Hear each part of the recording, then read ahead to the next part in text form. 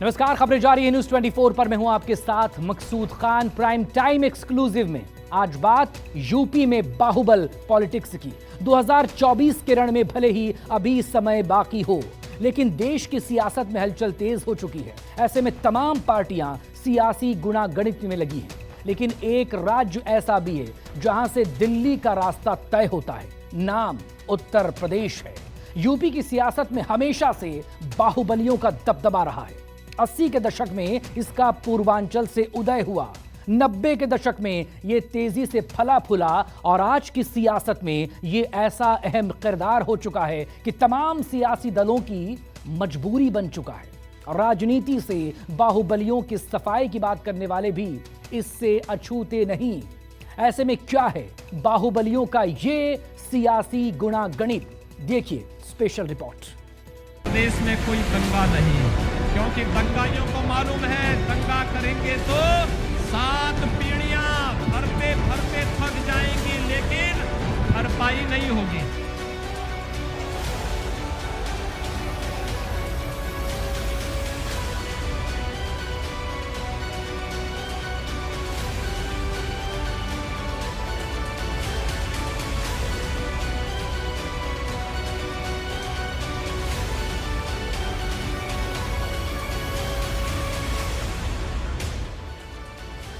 चौबीस के रण में मचेगी खलबली। यूपी में एक्स फैक्टर बनेंगे बाहुबली।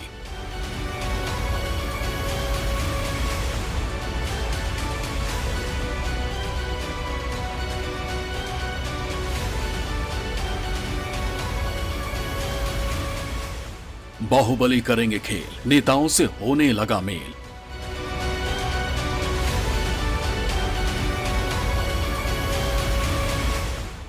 पूर्वांचल में कौन किसके साथ, बाहुबलियों से किसकी बात।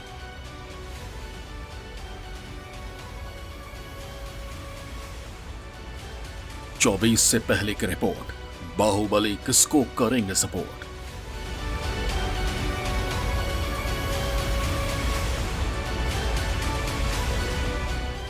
यूपी में बाहुबल पॉलिटिक्स। जैसे गुड़ के बिना गुलगुले का वजूद मुमकिन नहीं, जैसे गन्ने के बिना गुड़ का वजूद नहीं, यूपी की राजनीति भी बाहुबलियों के बिना अधूरी है। बाहुबलियों के बिना चुनाव नामुमकिन है। बदलाव बेशक आया है, मंचों से सबने दबंगों को हड़काया है, लेकिन पर्दे के पीछे सब कुछ पुराना है। धलबल आज भी चुनाव की धुरी है। बाहुबली अब भी सिर चढ़कर बोल रहा है। ये नए इंडिया की नई सियासत है। राह दिखाने में उत्तर प्रदेश का कोई सानी नहीं, दाग को गले लगाने में कोई परेशानी नहीं। जिनके जिक्र से कांप उठती है जनता, अब उसी को साथ लाने की हो रही तैयारी। कहते हैं कि दिल्ली का रास्ता उत्तर प्रदेश से होकर गुजरता है। जिसने उत्तर प्रदेश को जीत लिया, उसने मानो आधी जंग जीत ली। देश में लोकसभा के आम चुनाव भले ही 2024 में होने हैं, लेकिन सियासी मौसम अभी से करवट बदलने लगा है। तमाम सियासी दल अपने अपने हिसाब से सियासी गुणागणित को ठीक करने में जुटे हुए हैं। उत्तर प्रदेश की 80 लोकसभा सीटों को जीतने के लिए सियासी दल अपने अपने हिसाब से रणनीति तैयार कर रहे हैं, लेकिन इन सब के बीच उत्तर प्रदेश के राजनीतिक गली गलियारों में जो बात सबसे ज्यादा ट्रेंड कर रही है वो है बाहुबलियों के नाम। 80 लोकसभा सीटों और 75 जिलों वाला उत्तर प्रदेश, जिस सूबे ने देश में सबसे ज्यादा प्रधानमंत्री दिए। देश के पहले और मौजूदा दोनों ही प्रधानमंत्री उत्तर प्रदेश की धरती से आते हैं। राजनीतिक रूप से समृद्ध उत्तर प्रदेश की एक और पहचान है, और वो है राजनीति का अपराधीकरण, जिनके किरदारों को हम बाहुबली कहते हैं। इलाका चाहे पूर्वांचल का हो, अवध का हो या फिर पश्चिमी उत्तर प्रदेश का, हर जगह बाहुबलियों का सियासी वर्चस्व नजर आता है, जिसकी वजह से आज भी ये बाहुबली सियासी दलों की मजबूरी बने हुए हैं। मुख्तार अंसारी, ब्रजेश सिंह, धनंजय सिंह, रघुराज प्रताप सिंह उर्फ राजा भैया, ये वो चेहरे हैं जिनकी तूती यूपी की राजनीति में बोलती है। भले ही सभी पार्टियां ये कहती हों कि वो बाहुबलियों के साथ लेकर नहीं चलती, लेकिन चुनाव नजदीक आते ही ये बाहुबली पार्टियों की मजबूरी बन जाते हैं। मुख्तार अंसारी, बाहुबली। अगर यूपी में बाहुबलियों की बात हो तो जो सबसे पहले नाम आपके जहन में आता है वो है मुख्तार अंसारी का। तमाम जघन्य अपराधों को अंजाम देने वाले मुख्तार अंसारी का पूर्वांचल में खासा दबदबा है। खुद विधायक थे, भाई अफजाल गाजीपुर से सांसद और बेटा अब्बास विधायक। निर्दलीय चुनाव जीतते हैं और जिसे जरूरत हुई उसकी सरकार के मददगार बनकर सत्ता के साथ रहते हैं। सपा और बसपा दोनों ने ही इनका जमकर इस्तेमाल किया। धनबल, बाहुबल और पैसे के दम पर मुख्तार ने पूर्वांचल में दशकों तक राज किया। मुख्तार अंसारी का वर्चस्व है असलहा के बल पर। उसने मऊ जनपद नहीं, गाजीपुर जनपद, आजमगढ़ जनपद, आजमगढ़ में देखे होंगे दोनों तरफ से तकिया में जो है जोगी जी को घेरवा कर मरवाना चाहता था। मऊ में दंगा कराया और असलहा के बल पर उसने जो है राजनीति किया और गुंडई के बल पर चुनाव जीतता, क्योंकि वह पैसा जो है प्रत्येक प्रधानों को, प्रत्येक लोगों को घर घर बांटता है, उसके दलाल है और जो पैसा नहीं देगा उसका सर कदम होने का डर रहता है। इसलिए मुख्तार अंसारी चुनाव जीतता है और जिस पार्टी को समर्थन करता है और उसके लोग जो है जीतते हैं। अगर आंकड़ों की बाजीगरी पर गौर करें तो मुख्तार भले ही जेल में बंद हो, लेकिन पूर्वांचल के कई इलाकों में मुख्तार अंसारी का प्रभाव आज भी है। पूर्वांचल के मऊ, गाजीपुर, आजमगढ़, इन तीनों जिलों में मुख्तार की सियासी पकड़ मानी जाती है।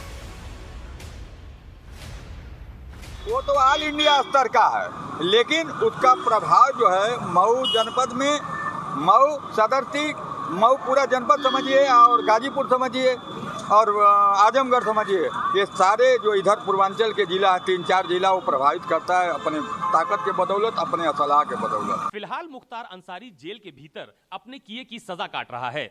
साथ ही साथ योगी सरकार आने के बाद उसके काले साम्राज्य का खात्मा भी हुआ है। लेकिन मऊ, गाजीपुर और आजमगढ़ जैसे जनपदों में मुख्तार अंसारी की दलित और मुस्लिम मतदाताओं में पकड़ पूरी तरह से समाप्त नहीं हुई है। ऐसे में आने वाले आम सभा चुनाव में खास तौर पर इन इलाकों में मुख्तार अंसारी किसी भी राजनीतिक दल का खेल बना या बिगाड़ सकता है। वहीं अगर मुख्तार के राजनीतिक सफर की बात करें तो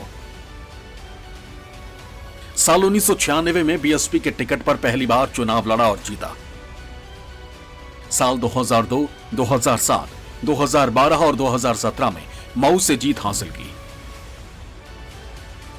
आखिरी 3 चुनाव अलग अलग जेलों में रहते हुए जीते। 2010 में बीएसपी चीफ ने मुख्तार को पार्टी से निकाला था। कौमी एकता दल के नाम से नई राजनीतिक पार्टी बनाई। साल 2017 में कौमी एकता दल का बीएसपी में विलय हुआ। वाराणसी सीट से 2 बार लोकसभा चुनाव लड़ा, दोनों बार हार का सामना करना पड़ा। फिलहाल मुख्तार वाराणसी के अवधेश राय हत्याकांड में बांदा जेल में अपनी सजा काट रहा है। वाराणसी के एमपी एमएलए कोर्ट ने उसे उम्र कैद की सजा सुनाई है, लेकिन 24 की वैतरणी पार लगवाने के लिए कई पार्टियां मुख्तार से मदद मांगने की जुगत में अभी से लग गई। ब्रजेश सिंह, बाहुबली। अगर मुख्तार की बात हो और ब्रजेश सिंह का नाम ना आए, ऐसा हो नहीं सकता। ब्रजेश और मुख्तार की गैंग वॉर से पूर्वांचल थर्राता था। जिस तरह मुख्तार को सियासी संरक्षण प्राप्त था, उसी तरह ब्रजेश सिंह को भी। ब्रजेश सिंह लंबे समय तक पुलिस की गिरफ्त से दूर था। ब्रजेश सिंह बीजेपी कोटे से एमएलसी रहे। इनके भतीजे सुशील सिंह विधायक हैं। 25 साल से राजनीति में इस परिवार के पास कोई न कोई पद जरूर रहा है। पूर्वांचल की राजनीति में ब्रजेश सिंह एक फैक्टर है। पूर्वांचल की राजनीति में ब्रजेश की अच्छी खासी पकड़ है। पूर्वांचल के राजपूत, ठाकुर और ब्राह्मण वोटरों का समर्थन हासिल है। पूर्वांचल के सभी सीटों पर गेम बनाने बिगाड़ने का दमखम रखते हैं। पूर्वांचल में शुरू से ही 2 धड़े जो चल रहे थे, एक अंसारी परिवार से जुड़ा हुआ था, दूसरा जो उसके अंसारी परिवार के विरोधी गुट था उसमें ब्रजेश सिंह जुड़े रहते थे। इनके ऐसा कहा जाता है, इसमें सत्यता कितना है कि चंद्रशेखर जी जो पूर्व प्रधानमंत्री हैं उनसे भी अच्छे संबंध थे और दूसरे भाजपा नेताओं से भी इनके करीबी रिश्ते रहे हैं। मुंबई से लेकर के वो बिहार तक, झारखंड तक बहुत ही ऐसे नेता रहे हैं जिनसे कि इनका संबंध रहा है। अपराध की दुनिया से बचकर राजनीति की शरण लेने वाले माफिया ब्रजेश सिंह की कहानी भी पूरी तरह से फिल्मी है। पहले पढ़ाई लिखाई, बाद में अपराध की दुनिया में कदम और उसके बाद नेताजी का लिबास। बेहद कम शब्दों में अगर ब्रजेश सिंह की कहानी को समझना हो तो इतना काफी है कि ब्रजेश सिंह का जन्म वाराणसी के धौरहरा गांव में हुआ। बचपन से ही पढ़ाई लिखाई में बेहद तेज रहे। यूनिवर्सिटी पहुंचने तक पूरा फोकस सिर्फ पढ़ाई और लिखाई पर रहा, लेकिन बाद में जुर्म की ऐसी दास्तान लिखी कि पूरे पूर्वांचल को हिला कर रख दिया। एक माफिया ऐसा जो खुद को राष्ट्रवादी डॉन कहता था, और दूसरा मुसलमान गैंगस्टर। दोनों में कई बार गोलीबारी हो चुकी है। आलम यह था कि एक के डर से दूसरा हमेशा जेल में ही रहता था और दूसरा पहले के डर से उड़ीसा भाग गया था। ये दोनों जब आमने सामने आते थे तो गोलियां गिनी नहीं जाती थी।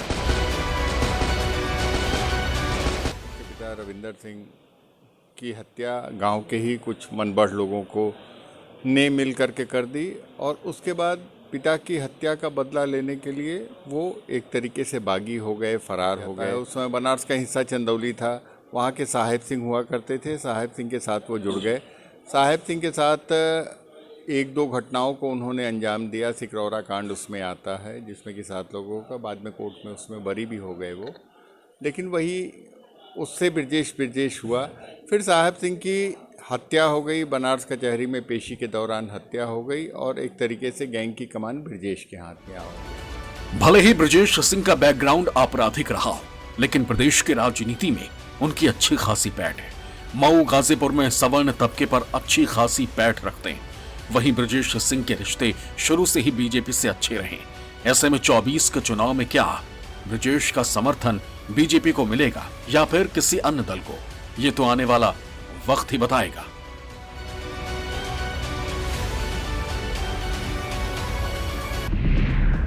धनंजय सिंह बाहुबली।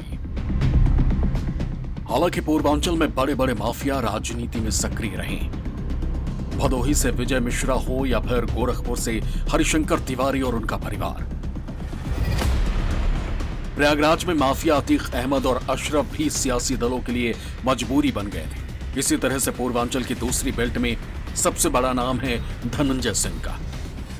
धनंजय की गिनती भी बाहुबलियों में होती है। धनंजय सिंह की जौनपुर और आसपास के इलाकों में इतनी मजबूत पकड़ है कि अगर कोई भी पार्टी टिकट ना भी दे तो निर्दलीय ही चुनाव जीत कर आते हैं। धनंजय सिंह की राजनीतिक ताकत का अंदाजा इसी बात से लगाया जा सकता है कि वो विधायक से लेकर सांसद तक रहे। 2 दशक से भी ज्यादा का वक्त हो गया। जैसे जैसे मुकदमों की फहरिस्त लंबी होती गई, वैसे वैसे राजनीति में धनंजय का कद भी बढ़ता गया। धनंजय सिंह की प्रारंभिक शिक्षा अप टू इंटरमीडिएट जौनपुर में टीडी कॉलेज में हुई।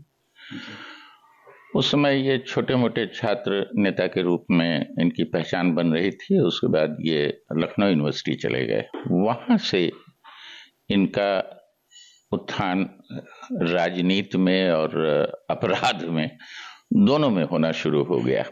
ज़्यादातर अपराधी जो हैं बहुत ज़्यादा पढ़े लिखे नहीं हैं, लेकिन इस आदमी के पास दिमाग है और क्राइम करने का मेथड इसको मालूम है कि किस तरह से किया जा सकता है। ये अपहरण, रंगदारी और इस सब चीज़ों से काफ़ी करते रहा और अपनी राजपूत लॉबी में इसने अपनी पकड़ बहुत मजबूत की। धनंजय सिंह 2024 के आम चुनाव में क्या मायने रखते हैं, इसका सबसे बड़ा उदाहरण है जेडीयू का उन्हें अपनी पार्टी का राष्ट्रीय महासचिव बनाना। लोकसभा चुनाव से पहले इसे नीतीश कुमार का नया दांव माना जा रहा है। 2022 के यूपी विधानसभा के चुनाव में धनंजय सिंह जेडीयू के टिकट पर मल्हनी से चुनाव भी लड़े थे। हालांकि उन्हें हार का सामना करना पड़ा, लेकिन पूर्वांचल में उनका अच्छा खासा प्रभाव माना जाता है, खास करके जौनपुर में। जौनपुर के सदर, मल्हनी और बदलापुर इलाके में उनकी पकड़ सबसे ज्यादा मजबूत है। साथ ही पूर्वांचल के राजपूत वोटर्स का समर्थन हासिल है। ब्राह्मण और ठाकुर मतदाताओं में भी अच्छी पैठ है। सदर में जातिगत आधार पे है जी। मल्हनी में भी इनका जातिगत आधार पे, लेकिन मल्हनी से इनको सफलता नहीं मिली। वो पारस यादव का गढ़ रहा है, वो सपा का गढ़ रहा है, लेकिन वहां पे जो राजपूत लॉबी है वो इनके साथ रहेगी। और इधर बदलापुर की थोड़ा सा इनके जो जातिगत समीकरण में जो वो बैठेगा उसमें थोड़ा बहुत वोट बैंक पाएंगे। लेकिन ये कहिए कि अब वो पहले वाली स्थिति जब ये सांसद थे और सारी चीजें थीं, अब उतना प्रभाव नहीं रहेगा। रघुराज प्रताप सिंह बाहुबली। उत्तर प्रदेश की राजनीति के राजा भैया यानी भद्री नरेश रघुराज प्रताप सिंह, शख्सियत ऐसी कि जिस पर फिल्में भी बन सकती हैं। खैर, चुनाव की बात हो और राजा भैया की चर्चा ना हो, पिछले 25 से 30 सालों में ऐसा हुआ तो कभी नहीं है। नाम फिर चर्चा में है। राजा भैया की पार्टी जनसत्ता दल लोकतांत्रिक का चुनाव चिन्ह आरी है। अब ऐसे में सवाल यह है कि राजा भैया की आरी 24 के चुनाव में कितनी चल सकती है। किंगमेकर टाइप उत्तर प्रदेश में राजा भैया एक किंगमेकर के तौर पे जाने लगे कि अगर चाहें तो किसी की भी सरकार बनवा सकते हैं, गिरवा सकते हैं। तो समाजवादी पार्टी का भी मुलायम सिंह जी की भी सरकार को इस तरह से कुछ बीच में समस्या आई थी, जिसमें इन्होंने सरकार को स्थिरता दी थी, सरकार को बनवाया था। तो तब से निरंतर ये कैबिनेट मंत्री सपा सरकार में 2 बार रहे, भाजपा सरकार में रहे। कहने का मतलब एक निर्दलीय विधायक होते हुए भी ये अपना एक बहुत अच्छा कद प्रदेश में बनाए हुए थे। राजा भैया भले ही अब तक निर्दलीय विधायक बनते रहे, लेकिन एक सच ये भी है कि समाजवादी पार्टी और भाजपा दोनों से उनकी खासी नजदीकियां भी रही। वो दोनों पार्टी की सरकार में मंत्री भी रह चुके। ऐसे में बाहुबलियों का किसी पार्टी के सपोर्ट में जाना या फिर खुद की पार्टी बनाकर चुनावी मैदान में उतरना 2024 के चुनाव में क्या और कितना कुछ बदलेगा, ये वक्त बताएगा।